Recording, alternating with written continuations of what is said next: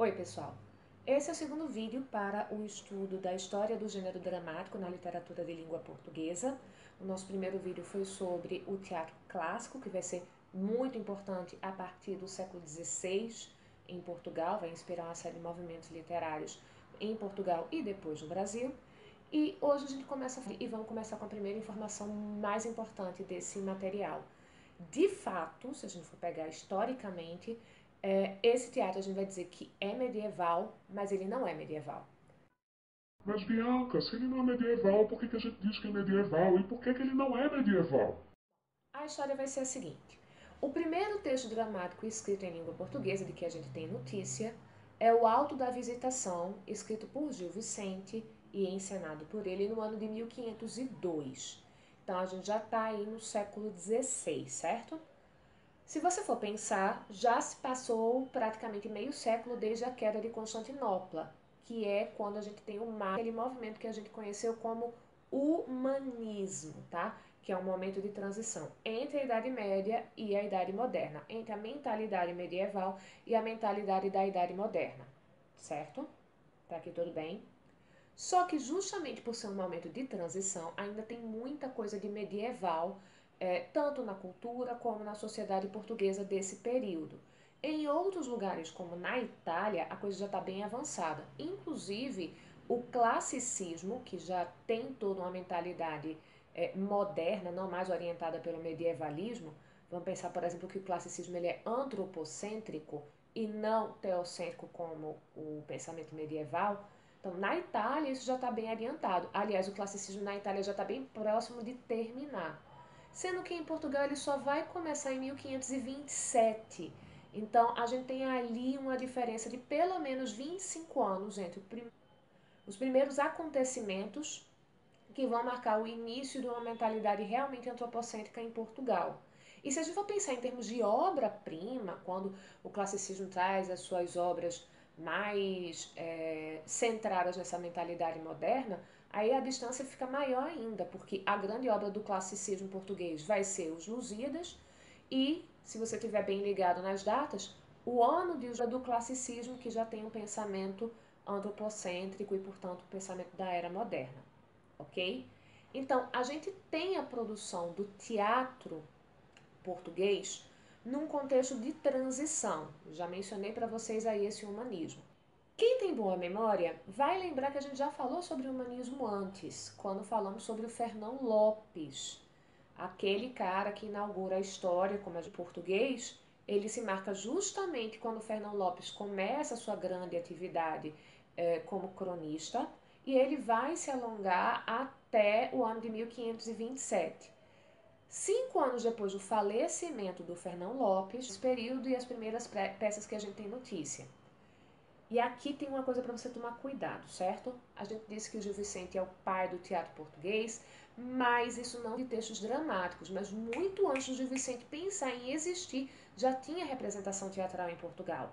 Os primeiros registros de representação teatral nas terras portuguesas remontam ao século XII, à corte de um rei chamado Sancho I.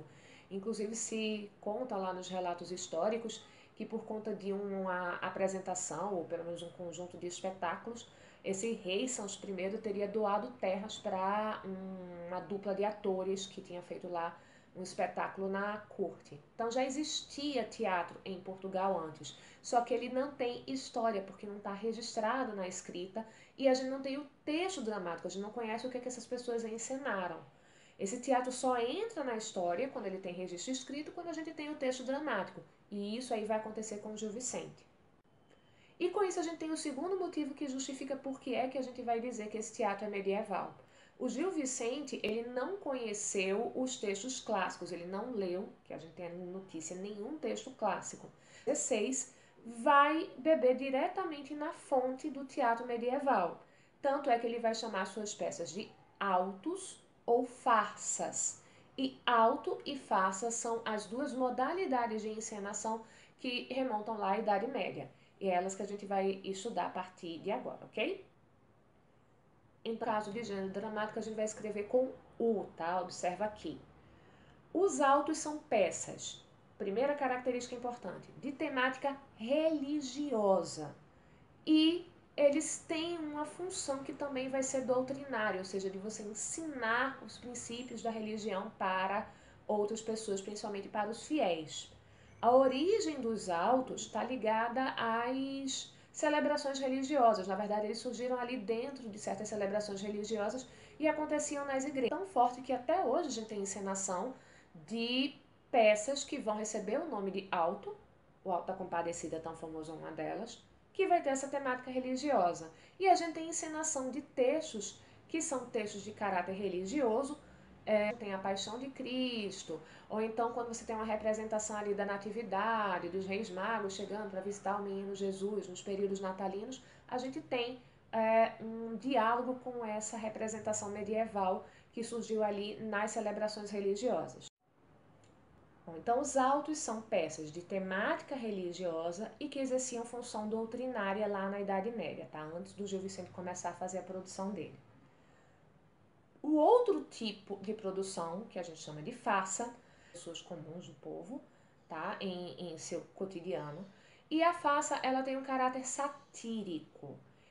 O que quer dizer essa palavra? Quer dizer que a farsa ridiculariza, ela dá ao riso personagens, enfatizando suas características negativas, seus comportamentos negativos, os seus vícios, certo? Nesse aspecto, ela tem uma coisa em comum com a comédia, porque a comédia lembra que ela representa seres humanos inferiores, os seres humanos piores do que eles são. Pronto, a sátira ela também faz isso. E ela faz isso especificamente para criticar o comportamento dos seres humanos em sociedade, tá?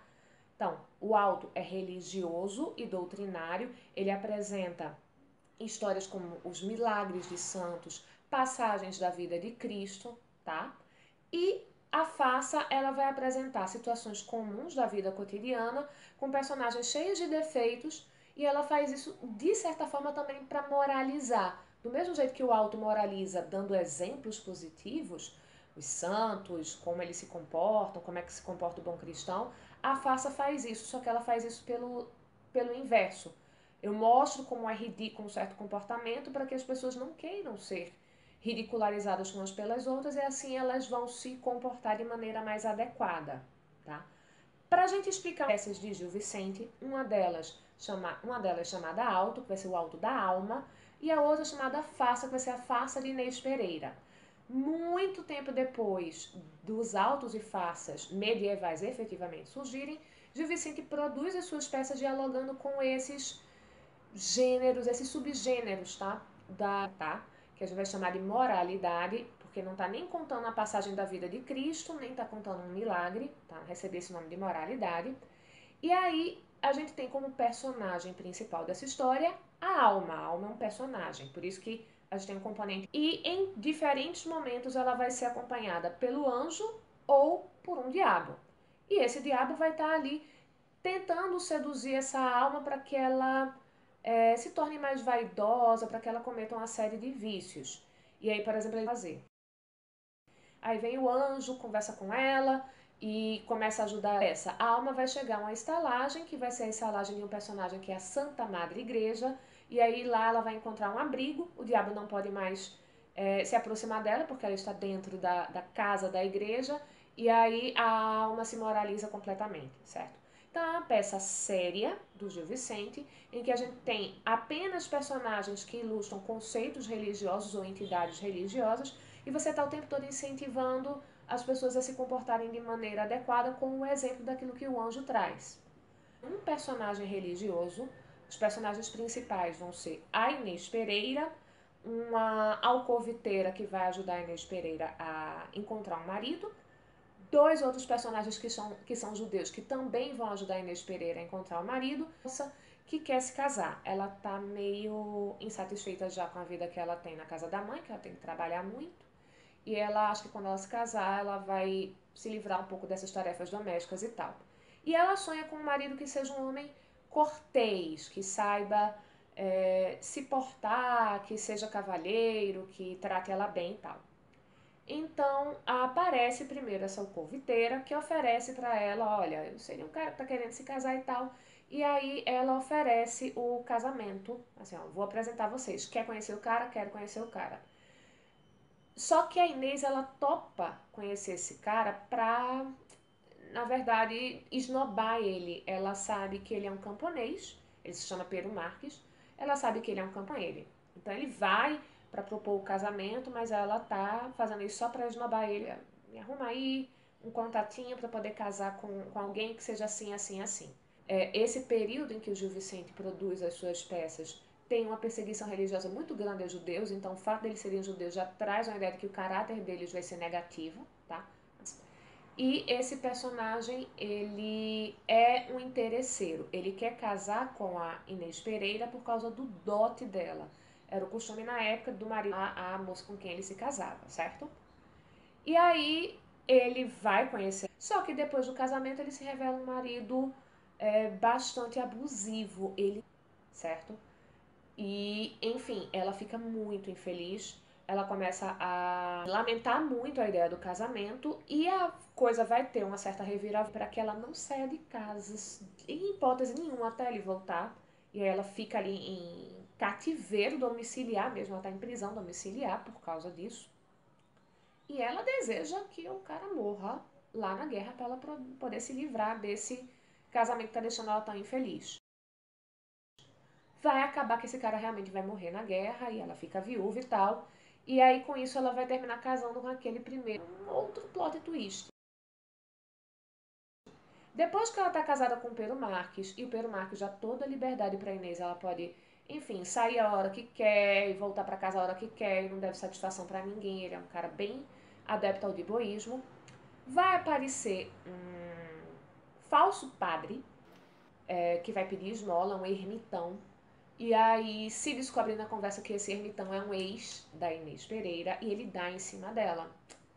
E ele se insinua pra ela e tal, e eles combinam um encontro. Ela conta pro Pero Marques, o marido, que ela tá querendo ir até a Ermida, a igrejazinha rústica em que esse padre reza.